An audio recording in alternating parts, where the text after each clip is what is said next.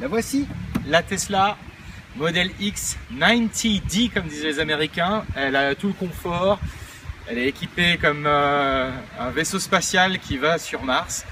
Franchement, elle a toute cette voiture et on va la tester pour vous.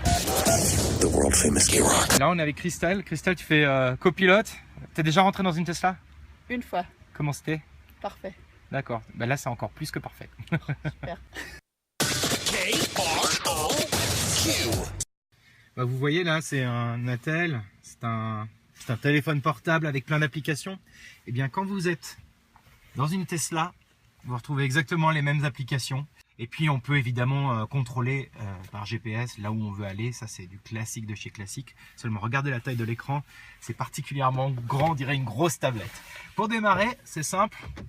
C'est une voiture qui fonctionne automatiquement avec Automatic Transmission. Voilà, donc on va sur le Drive pour aller devant, Neutral pour garder la voiture telle qu'elle est, et on va sur le R comme Rear pour aller derrière. Et là, vous voyez ce que je vois sur l'écran, bah, c'est un écran de contrôle qui filme tout ce qu'il y a derrière. Rien de trop révolutionnaire parce que tout le monde le fait dans les modèles haut de gamme des voitures. Mais là, c'est assez large. Et puis on rajoute deux petites lignes qui permettent de se situer dans l'espace, c'est pas mal, on y va. Et qu'est-ce qu'on constate? Ça démarre très vite, très fort et ça fait quasiment aucun bruit. Vous allez peut-être entendre un bruit à un moment parce que, évidemment que quand on est dans une Tesla, il y a des capteurs, beaucoup de capteurs, des capteurs dans tous les sens qui permettent de savoir exactement où on est dans l'espace et qui permettent de se repérer. Voilà, donc les capteurs n'ont pas...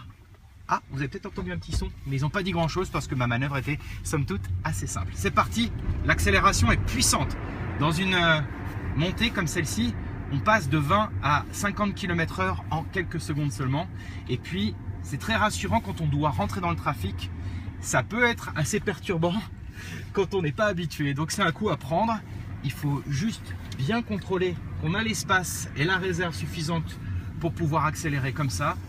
Mais une fois qu'on est sûr de soi, confort total. Là, on va à Nyon.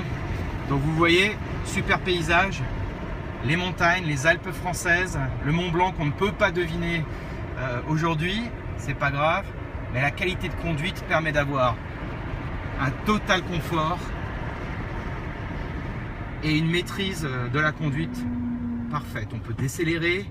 Et ce qui va se passer, c'est que là, il y a un indicateur de gain de watts en vert qui permet de recharger la batterie.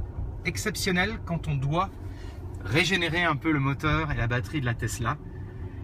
Et si on va freiner, puisque là, on est dans une zone 50, pareil, le compteur va nous indiquer qu'on gagne du kilowatt. Donc, on accélère, on décélère, on freine, on gagne du kilowatt. Voilà.